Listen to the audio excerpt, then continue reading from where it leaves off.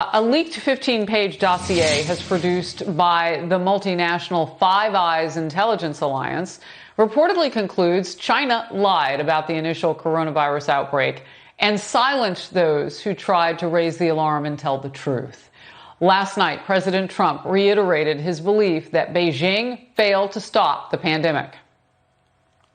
It came from China. It should have been stopped. It could have been stopped on the spot. They chose not to do it, or something happened. Either there was incompetence or they didn't do it for some reason. And we're going to have to find out what that reason was. China is hitting back, releasing this animated video mocking the U.S. response to COVID-19. We discovered a new virus. So what? It's dangerous. It's only a flu. Wear a mask. Don't wear a mask. Stay at home. It's violating human rights. We wore masks. You lied to us. We made our data public. You kept everything secret. Your people are now dying. You didn't warn us. We said it was dangerous. You lied.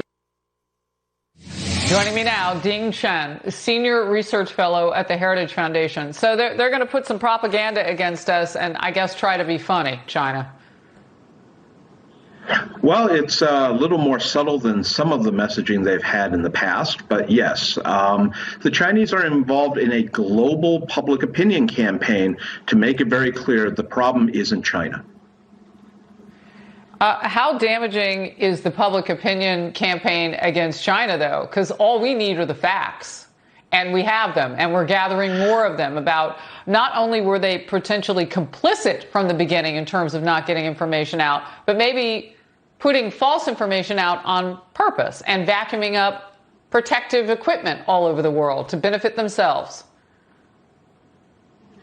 Well, this is the issue. The Chinese are already thinking about what is the world going to look like post-COVID-19. In many ways, the same way Warren Buffett is thinking about it economically, they're thinking politically. They want to make sure that China's position in a variety of supply chains is still going to continue. They want to make sure that people want to buy Chinese goods. They want to increase China's political position, and that can only occur by, to some extent, by taking down the United States. Dean, I want to get your opinion on something that the president mentioned at our Fox News town hall last night. Here's the president on whether he will use tariffs on China and Treasury Secretary Steve Mnuchin on the recently signed trade deal. Let's watch together. It's the ultimate punishment. I will tell you that. I don't. You had experts look at. I don't like to tell you what because we're all playing a very complicated game of chess or poker. Name whatever you want to name. But it's not checkers, that I can tell you. I have every reason to expect that they honor this agreement, and if they don't, there would be very significant consequences in the relationship and in the global economy as to how people would do business with them. Dean, what's your reaction to that? Well, I certainly hope that the Chinese will live up to their agreements. Their track record on that is very spotty. One of the interesting things to think about here is that even before COVID-19, China was having some real serious food problems. And of course, we're one of the world's largest exporters of food, and that was a big part of phase one, was China was going to buy a lot more in the way of food. With all of this going on, I don't think China wants to now start experiencing food shortages on top of a disease problem.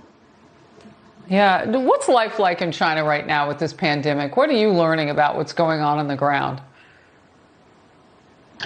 What we are seeing, as I said, is a multifaceted propaganda campaign. We see Chinese censorship on a scale that is even tighter than it was before.